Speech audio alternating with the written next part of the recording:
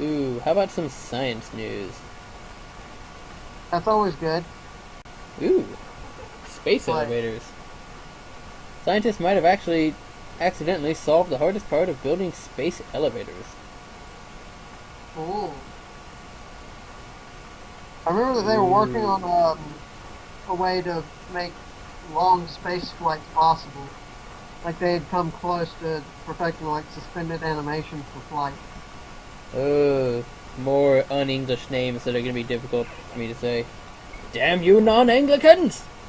Nah. Anyway, Vincent Crespi, Lab, Penn State University, diamond nanothreads are only a few atoms across, more than 2,000 times thinner than a human hair. They are also stronger and stiffer than any carbon nanotube or polymer to date, which could make them an ideal option for a space elevator tether. A space elevator is essentially a cable anchored to the Earth's equator and attached to a counterweight somewhere way above Earth's atmosphere, much higher than satellites in orbit. Having one would allow us to send cargo into space for a fraction of the cost of using rockets, and also us to harvest vast amounts of solar energy by placing solar collectors well above the Earth's atmosphere, where the sun never stops shining. Finding a That's material strong enough... I'm sorry, what? I'm sorry, but this is already sounding fucking awesome. Oh, hell yeah. Like, can you already imagine just seeing, like, a bunch of antennas sticking off the planet as it's, just collecting... Like, it just looks like a big old satellite in the end. Oh yeah. Just the big old solar panels hanging off the Earth, giving it a pair of ears. Finding a material strong enough to serve as a tether is one of the most daunting technical challenges standing in the way. Earlier this year, however, researchers have accidentally discovered the best candidate yet for building a space elevator. A set of diamond nanothreads created under immense pressures in a lab might rival or exceed the strength of carbon nanotubes, which are 100 times stronger than steel. Now you've heard about that, right? Growing diamonds? Yeah. Okay.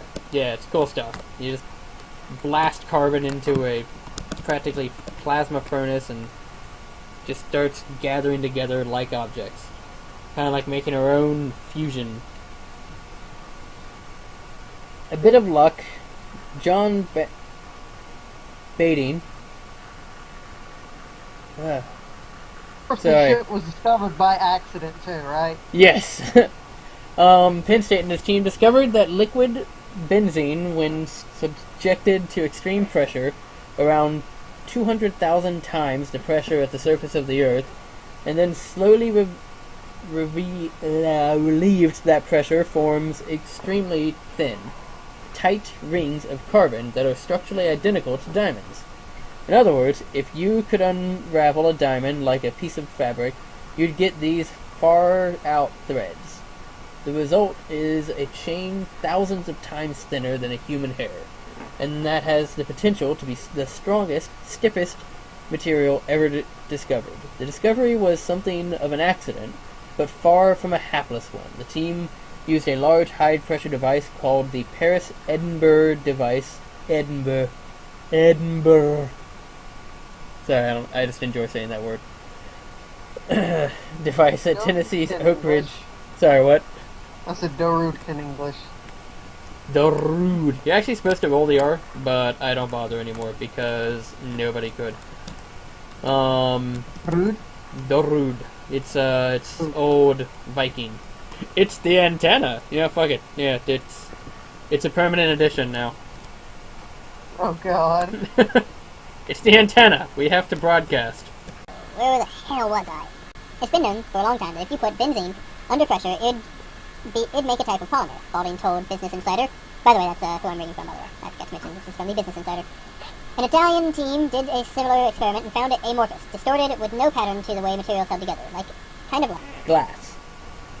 We were trying to make the same material everyone else had made, but in larger quantities. When they released the pressure, something interesting happened. The material became ordered, Balding said. The carbon atoms in the liquid benzene arranged themselves so that each was linked with 4 others in what's called a tetrahedral structure. Structurally, the threads formed by the liquid benzene are identical to diamond, with each carbon atom linked with 4 others. You can see what they look like below. Way up there, what it looks like. Pretty cool, though. It is pretty cool. I've seen the atomic structure of diamond before. It looks pretty sweet. Yeah, well, they were shown in a whole chain. Oh wow. Yeah. I bet that does look pretty cool. Yeah. Gotta check it out. It was the breakthrough that Balding had been seeking. Do we need a Iron Golem in here just for? Sure, why not? He'll be the weather and sports guy. Sports. Someone lost and someone won. I don't give a fuck. Oh no. What? Jack-o'-lanterns don't work anymore for activating an Iron Golem. Guess we can leave the roof open for a bit. Do need to get to a layout of this? I guess we could just kind of think Actually, wait. You know what? I can make this rest of it a skylight. Oh, yeah, I could have a skylight. I will get behind the desk and sign off with some mutton.